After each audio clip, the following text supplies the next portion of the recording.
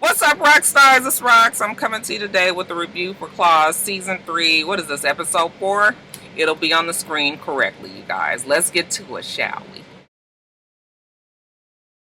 So Rolla didn't show up, and honey, Desna is upset about it. She getting ready for work the next day, and her conscience tells her, bitch, don't be sad. Okay, man up. Okay, you got this. Oh, okay, tough Desna back. She goes to work at the nail salon, and she was just like, what's up? The girls notice that she's being fake happy. What's this fake happy thing you trying to do? She says she fine, but they was like, no, we know you, girl. Well, Rolla ghosted her last night, but she done with his ass now. They had a client there that called him a wigger. I was cracking up. Only on this show is it even okay to even say something like that. But yeah, Desna's done. No more dealing with Rolla. And here Rolla is over there getting the hell beat out of him by Melba. Melba tells him that Desna gonna have to play her and Mac's game now. That damn Rolla got about 9 lives, don't he? Now we see Virginia. She's on her way into the salon, and she bumps into Eric again. And he's all googly eyes and smooth talking, and she's interested for sure. He wants to take her out for coffee. No, she can't do that. She's got to work. Okay, well, meet me at this Palmetto club that, me and my friends are going to be at. I got this wax in my mouth, this silicone. That's why it's strange for me to talk in certain words. But anyway, and she's not sure. She don't really give him a definite no. He puts his number in her phone. That's an old slick player move right there. Okay, so that way you got it now. And, he kind of walks off. She walks off. And he tells her to think about it. I said, oh, she's thinking about it. At the same time, we see Dean. He's in there playing mahjong with Mac.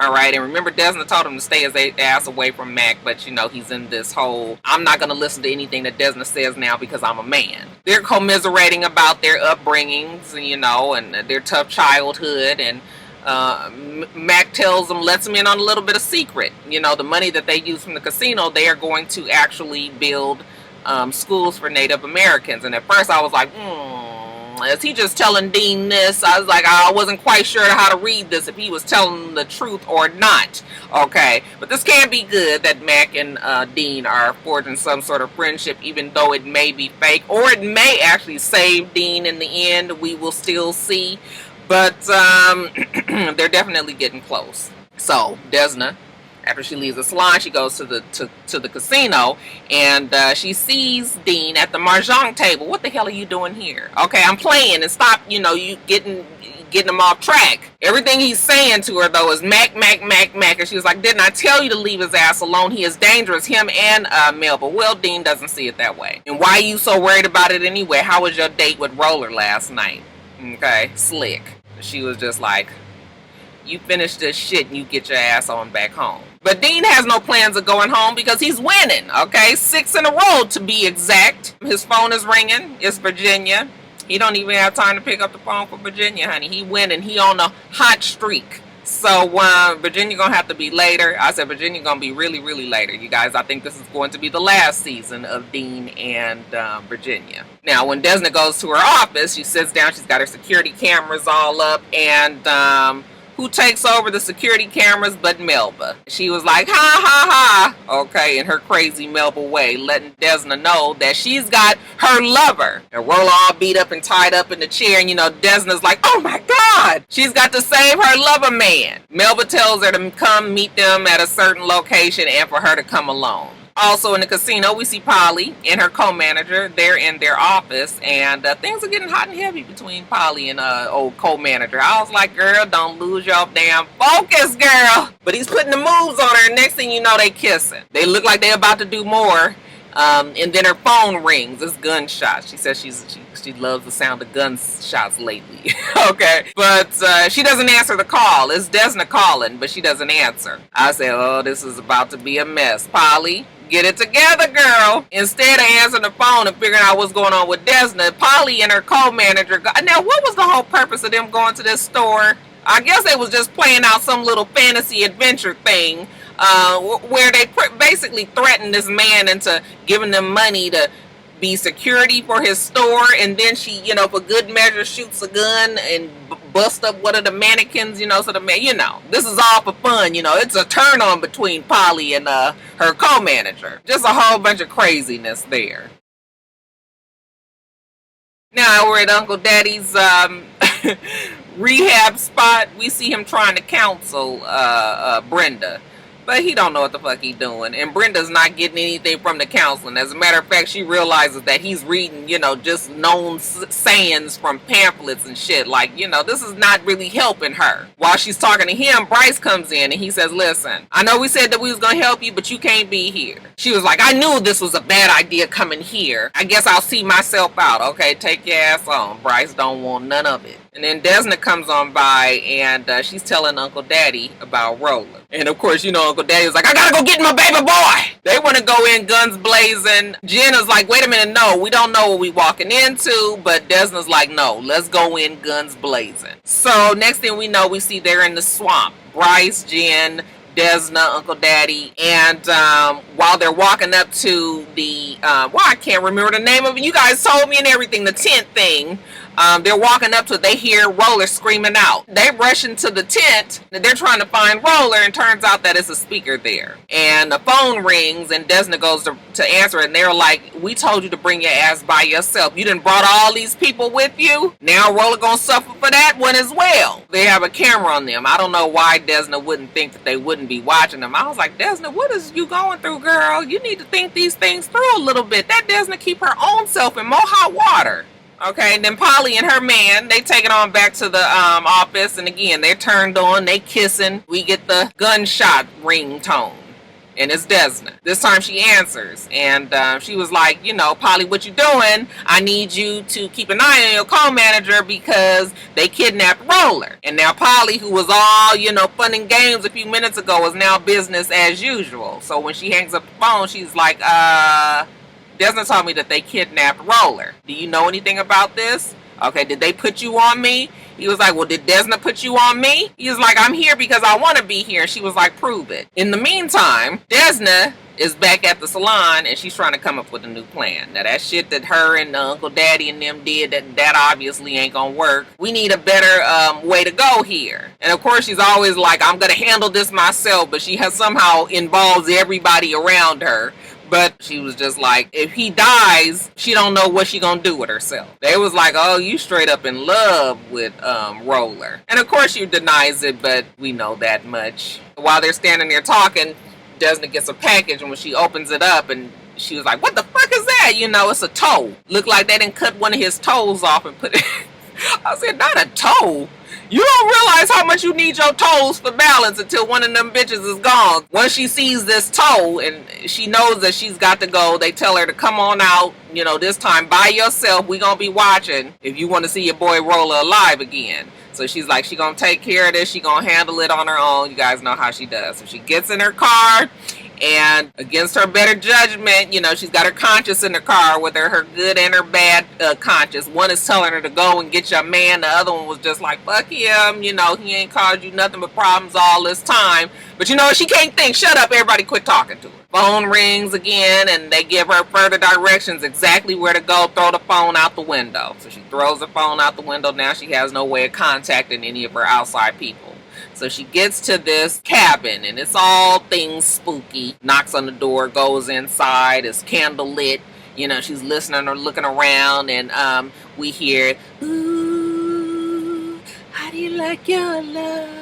Playing in the background. She walks into another room when Melba's in there dancing. Okay, she wants Desna to come dance with her. Desna don't want to dance with her. Bitch, come dance with me, goddammit, or your boy gonna be dead. Okay, well, we can dance. Melba had already let her know that she had a stun gun. And then we see Mac come into the room with Roller. He's all beat up, and he's got a gun to his head. This almost kills Desna. Please let him go. Okay, I'm sorry. I shouldn't have said what I said. I'll back up off of that whole thing going on with the casino. And they was like, oh, hell yes, you will. Okay, and you're going to sign this paperwork to, you know, give everything back over to us, too. So they give her the paperwork, and she's looking at Roller, and Roller looking at her, and she looking at them, and they looking at her, and she looking at the.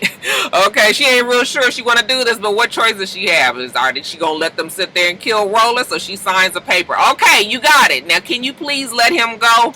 Okay, and Melba was like, I lied, and then she stun gunned her, and we saw Desna fall out. Next thing we see Desna and Rolla, they are chained to a bed. Seems like they're left there by themselves. So of course they get to talking, and Rolla got an attitude because Desna didn't want to sign the paperwork as soon as Mac and Melba gave it to him. I was thinking to myself, like, now Rolla, you have been there for Desna a lot lately, but we can't forget that you tried to kill her and you was on some fuck shit that whole first season. You can't expect this girl to just completely throw her entire life away, even though she may have done that.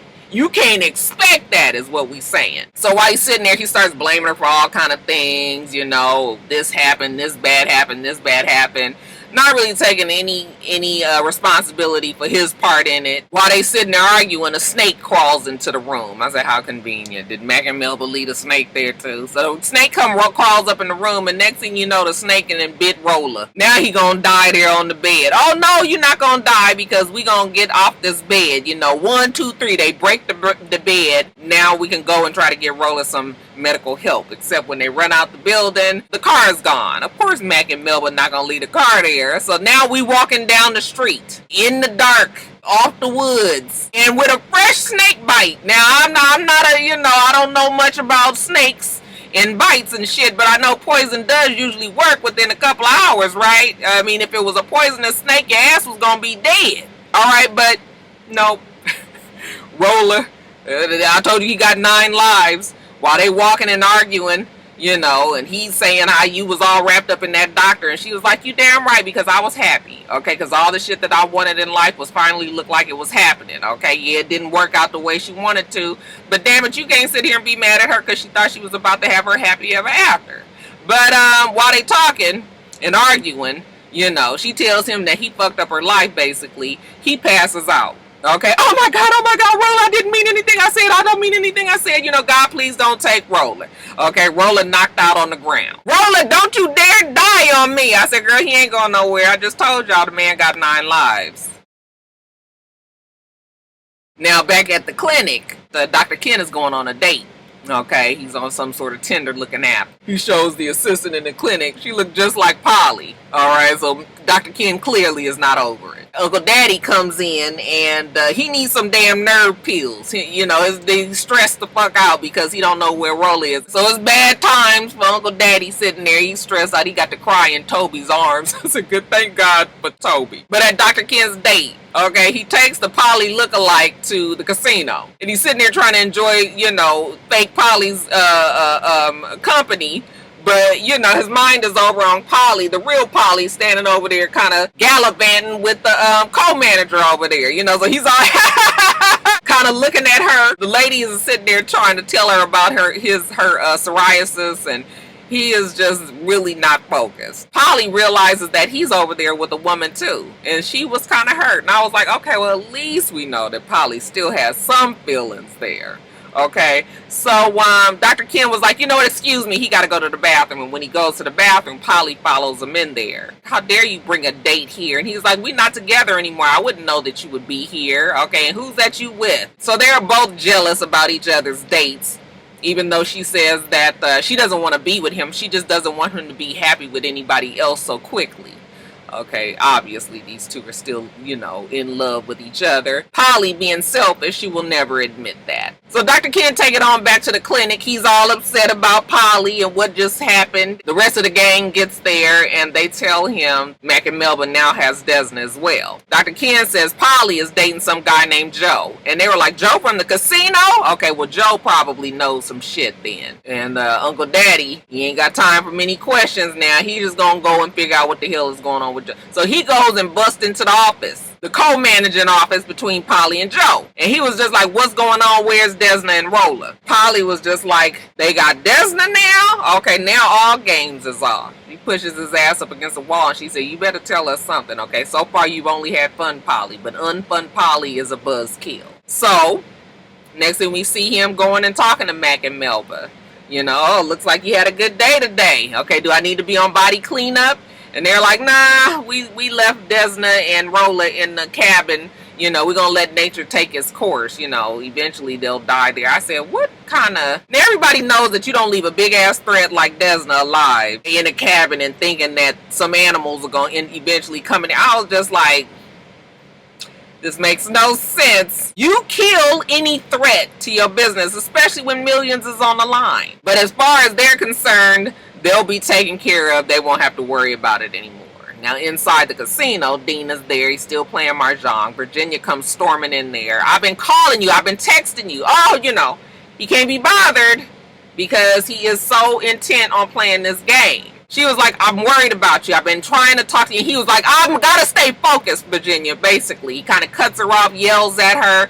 Okay, fine. That's how you want to be, fine. All right, she storms off, and the old Dean would have went after her. Not this new Dean, honey. Dean is playing his game. That's all he cares about right now. At the same time, we see Jen. Jen bumps into her mom. Her mom was like, Jen, and she was like, please, Lord, don't tell me that's that voice. And she turns around, and there go her mama, Brenda, staring her in the face. Jen was like, I don't have time for this mess. Okay, my best friend is missing. And Brenda was like, DeQuanza? She was like, Desna. But anyway, I ain't got time for this, mama. Don't need to be here. You need to go somewhere. And, you know, the mama was like, oh, you please, you know, you're the only thing that I have left. And she means that literally. Back at the swamp, we see Roller. He's in and out of consciousness. Desna's trying to get him up, but he was like, you're going to have to leave me. You're going to have to go get help. Of course, she doesn't want to do that, but she's doesn't have any other choice. So she's walking on the road. Now the sun done came up and the van pulls up and it is Quiet Ann and Uncle Daddy and Polly and them, okay? She tells them that she's okay, but they got to get to Roller, okay? He's in danger. And you know, Uncle Daddy, let's go get my baby boy! He cracks me up. Bryce is running a We Are All One session, okay? So he's got some crackheads there that's really trying to get it together, I guess. And he's just, you know, they all supporting each other and Jen come busting in.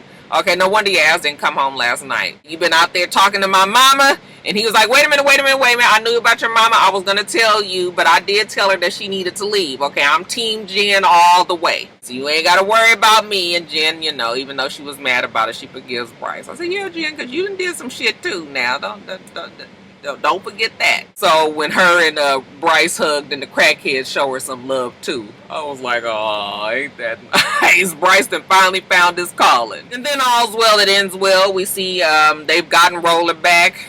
They're back at Desna's apartment, and I guess Desna has enough money for a doctor to make a home visit on something so serious as a snake bite. You know, the doctor says change the gauze and, you know, he'll be fine. And Uncle Daddy, now that he realizes that Roller's there with Desna, he's in fine hands now. You know, he can leave.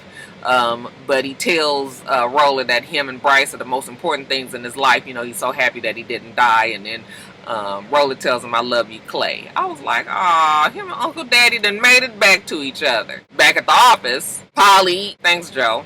How did you know about that cabin anyway? He says, well, funny story. Okay, Mac and Melba found me there. My parents left me there to die. He doesn't extend on that story, but I don't even think we have, you know, we need him to. But now it looks like that Polly and old Joe may be on the up and up. I'm not quite sure. I'm not ready to trust Joe just yet. But Joe didn't break Polly's confidence, you know, to Mac and Melba, so that accounts for something, okay? We see Dean. He goes and sees Mac. He wants to enter the Mahjong competition that's coming up. While he's there, his phone rings, and he tells Mac that it's Desna. And I was like, so now Mac knows that Desna's not dead. And I was like, Dean, you about to lose your girl, okay? Because your girl is at this Palmetto club that Eric told her to come down to, and we had no idea that Eric sings. Okay, has a nice gentle voice to be such a nice, big, tall, strong black man. All right, and he sings a song to her. Now, you know, any woman that's having issues with their man, and then you get this good-looking man come and want to sing a song to you, how that's going to affect you. Virginia's looking at him, and you can see her heart melting. I said, oh, like I told you guys, Dean and Virginia, they time is about done. And lastly, Roller, now that he's lucid, he asked Desna, you know, do you really think that I ruined your life? And she said, it's not all on you. Okay, I was just so intent on being this bad bitch. You know, I made a lot of bad decisions as well. Can't believe I'm about to say this, but, you know, I think I'm in love with you. And Roller says, well, I'm in love with you too. Yeah, it took a long time for us to get here, but we are finally here. So Roller and Desna have declared their love for each other. How do you guys feel about that? I think it's going to be more fun for them to chase each other than for them to actually be together. And I'm sure this will still make their relationship quite dangerous. They do share one of those loud smacking ass kisses that they usually do. And I was just like, I mean, I do like the fact that Desna and Roller together, but I just don't know if I'm going to like it long term. What y'all think about it, though? Alright, Roxstars, that is it. Let me get off of here. Make sure that you rate, comment, and subscribe to the channel. I'm itsrox. The channel is for itsrox, and everything else I do will be in the bottom bar. Alright. So I hope that you have a wonderful, wonderful rest of your day, and I plan on doing the same. Till next time, Roxstars. Bye.